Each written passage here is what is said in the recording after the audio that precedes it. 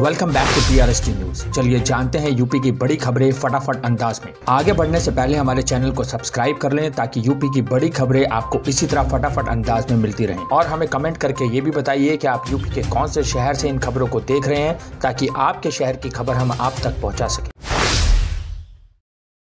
Petrol और diesel के दाम में भारी कटौती। मोदी सरकार की दिवाली पर जनता को बड़ी राहत। पेट्रोल पर 5 तो डीजल पर 10 रुपए एक्साइज ड्यूटी कम हुई। खबर अयोध्या से है। दीपोत्सव में 9,54,000 दीपक जले, बना नया कीर्तिमान। पिछली बार 6 लाख से ज्यादा दीपक जलाकर बना था रिकॉर्ड। कल से बदल गया फैजाबाद रेलवे स्टेशन का बोर्ड। कल लगा दिया गया था अयोध्या कैंट का बोर्ड। सांसद लल्लू सिंह की मौजूदगी में बदला गया बोर्ड। गृह मंत्रालय के संस्तुति के बाद रेलवे मंत्रालय ने बदला बोर्ड। अयोध्या में दीपोत्सव का नया वर्ल्ड रिकॉर्ड बना। राम की पेड़ी पर जले 9 लाख दिए। अलग अलग मंदिरों पर 3 लाख दिए जलाए गए। कुल 12 लाख दिए से प्रज्वलित हुई राम की नगरी अयोध्या। दिवाली के मौके पर राम की पेड़ी दियों से रोशन हुई। लेजर शो का अद्भुत नजारा पेश किया गया। लेजर शो में दिखाई गई भगवान राम की कथा। रामलला व हनुमानगढ़ी के सीएम ने किए दर्शन। मुख्यमंत्री योगी आदित्यनाथ पहुंचे राम जन्मभूमि परिसर, किया दर्शन पूजन। राम जन्मभूमि रामलला की आरती। हनुमान जयंती पर हनुमानगढ़ी में की पूजा अर्चना। राम जन्मभूमि से निकलकर सीएम ने अंत्योदय परिवार से की मुलाकात। दीपावली की मिठाई और सामग्री की भेंट।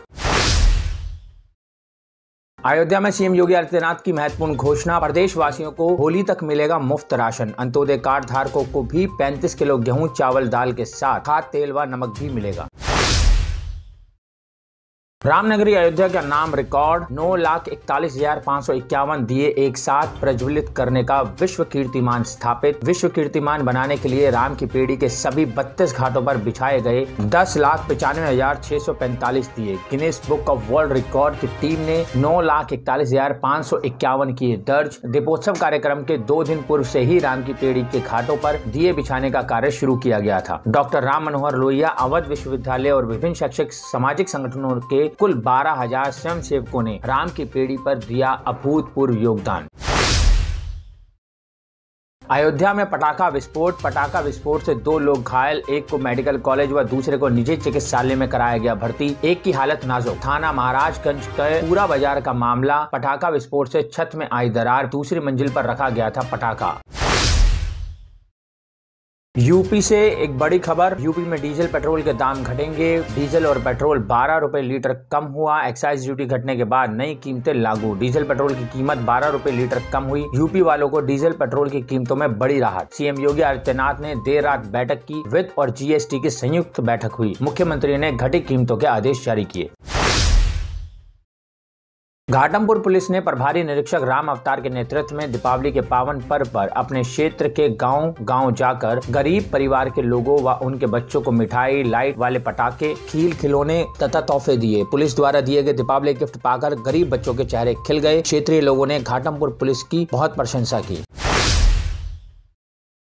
दिवाली से पहले दिल्ली के मुख्यमंत्री अरविंद केजरीवाल ने बड़ा तोहफा दिया और बताया कि सरकार एक ऐसा पोर्टल तैयार कर रही है जिसमें दिल्ली की हर छोटी बड़ी दुकानों को स्थान मिलेगा। उन्होंने बताया कि इस पोर्टल के जरिए पूरी दुनिया में लोग कहीं से भी दिल्ली के लोगों का सामान खरीद सकते हैं। सीएम केजरीवाल ने बताया कि अगले साल अगस्त में यह बनकर तैयार हो जाना चाहिए।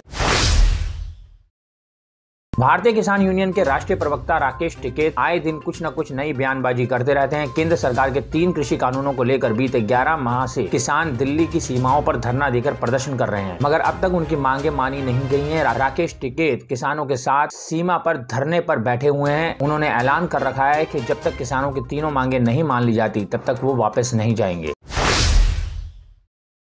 इलेक्ट्रिक 2 व्हीलर निर्माता कंपनी रिवॉल्ट कोलकाता, कोयम्बटूर, मुद्दे, विजाग और विजयवाड़ा सहित 5 नए शहरों में डीलरशिप खोलकर अपने नेटवर्क का विस्तार करने के लिए पूरी तरह से तैयार है। इन 5 नए शहरों में एक्सपीरियंस सेंटर खुलने के साथ रिवॉल्ट की 19 डीलरशिप अब 9 राज्यों में उपलब्ध होगी। बता दें कि इस एक्सपीरियंस सेंटर बिक्री और बिक्री के बाद की सर्विस में लाभकारी होंगे। रिवॉल्ट ने त्योहारी सीजन से पहले अक्टूबर महीने में 3 शहरों में डीलरशिप खोली थी। मुंबई में एनसीबी के जोनल डायरेक्टर समीर वानखेड़े की मुसीबत बढ़ती जा रही है। क्रूज ड्रग्स केस के जांच के बीच वो खुद ही कई मामलों में फंसते दिख रहे हैं। जब से महाराष्ट्र सरकार में मंत्री नवाब मलिक ने उन पर फर्जी कागजात दिखा नौकरी लेने का आरोप लगाया है, उनकी मुश्किलें पहले से ज्यादा बढ़ गई हैं। अब दलित संगठनों ने भी समीर वानखेड़े के खिलाफ मोर्चा खोल दिया है।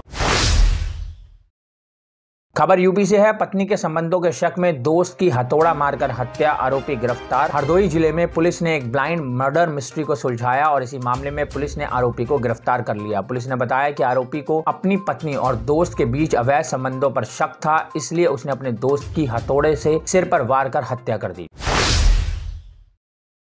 मुख्यमंत्री योगी आदित्यनाथ कल दिवाली मनाने गोरखपुर के वन टांगिया गांव पहुंचे। वनवासियों के बीच दिवाली मनाने के बाद एक सभा को संबोधित करते हुए उन्होंने कहा कि शासन की जो योजनाएं पहले यहां सपना थी, अब आसानी से हर पात्र तक उपलब्ध है।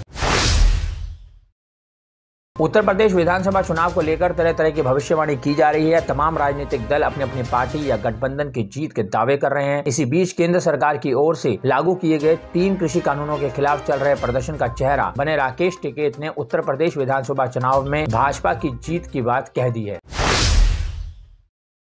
उत्तर प्रदेश विधानसभा चुनाव को लेकर सुहेल देव भारतीय समाज पार्टी के अध्यक्ष ओम प्रकाश राजभर ने बाहुबली नेता मुख्तार अंसारी से मुलाकात की। वह अंसारी से मिलने बांदा जेल पहुंचे। दोनों ही नेताओं के बीच करीब 1 घंटे बात हुई। लौटते समय ओपी राजबब्बर की कार को पुलिस ने रोक लिया। इस दौरान राजबब्बर की पुलिस से बहस भी हुई। वह पुलिस को कहते दिखे कि अभी गाड़ी आएगी, कोई बीजेपी की तो नहीं, चेक कर सकते हैं। ये वीडियो सोशल मीडिया पर वायरल हो गया। वहीं जेल में उनके मुख्तार से विधानसभा चुनाव को लेकर बातचीत की चर्चा है। पत्नी ने पति को मारा चाकू, पति ने डंडे से पीट कर कर दी हत्या। खबर गोंडा से है। कटरा थाना क्षेत्र में बुधवार को देर रात दंपति के बीच उपजे झगड़े को लेकर पत्नी ने पति को चाकुओं से गोदा तो पति ने उसको डंडे से पीट कर मरणासन कर दिया। दोनों को गंभीर रूप से घायल अवस्था में इलाज के लिए जिला अस्पताल में लाकर भर्ती कराया गया। इलाज के दौरान पत्नी की मौत हो गई। पति की हालत अभी गंभीर बनी हुई है। ऐसा क्या हुआ कि दोनों एक दूसरे के खून के प्यासे हो गए? लक्ष्मण और मृतका मीरा देवी दोनों की शादी हुए करीब 20 वर्ष हो गए थे। दोनों की 3 संतान भी हैं। इसके बाद भी दोनों के बीच ऐसा क्या हुआ कि पत्नी मीरा देवी ने सोते समय हमला कर दिया और अपने बचाव में पति ने अपनी पत्नी को मौत के घाट उतार दिया। घटना क्षेत्र में चर्चा का विषय बना हुआ है। ऐसी और भी रोचक और दिलचस्प खबरें जानने के लिए आप विजिट कर सकते हैं हमारी वेबसाइट www.prsdnews.in। लिंक डिस्क्रिप्शन में दिया हुआ है। अभी जाएं और विजिट करें हमारी वेबसाइट www.prsdnews.in।